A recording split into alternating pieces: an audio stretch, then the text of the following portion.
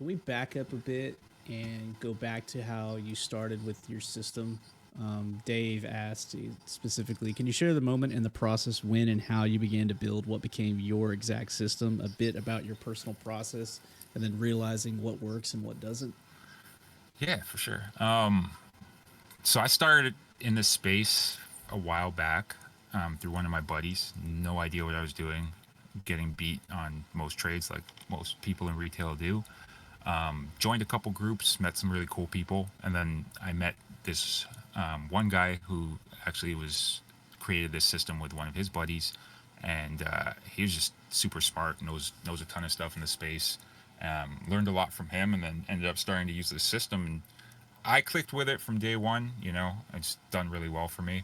But there are nuances to it. The longer you use it, you kind of figure out nuances and how to use it best.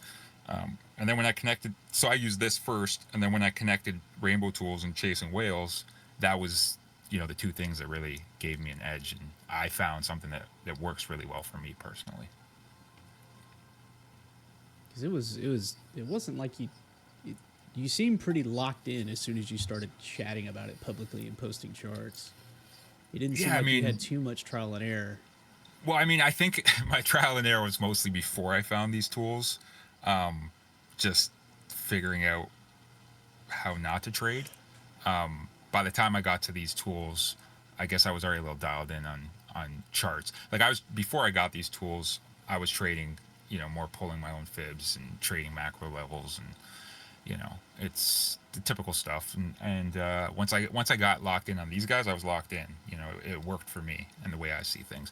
And I also like it's hard to explain, but when you see enough price action, like I got a lot of charts open, when you see enough price action you've been doing it a long time, you start to get an idea for when price might reverse or where they might go, and you just start to see levels. That might take a while, but for me, I get locked in on that stuff, and it's like I could be like, I'm not always right. You never will be always right, but as long as you have that advantage and your percentages make sense and your risk is managed, you should be good at the end of the day.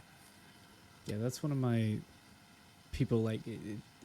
I just keep telling people like there's a period where your eyes have to sync to your system, and then once you like, even if it looks noisy to outsiders, like you can naturally look at this chart and within 2 seconds identify if you need to do anything, whether that's get long or protect or try to get out and stuff like that. Because like I can fly through rainbow charts, just it's like 2 seconds just scanning, and you can just your mind will like eventually sync with your eyes. Yeah, and you start to see things like I'll have 20 charts open, and I'll literally just look at them, and I'll be like, that chart looks like it's going to do something, like XRP a few days ago. I'm like, that chart looks strong when everything's getting sold off, and you have strength in certain things. You start to see some whale prints.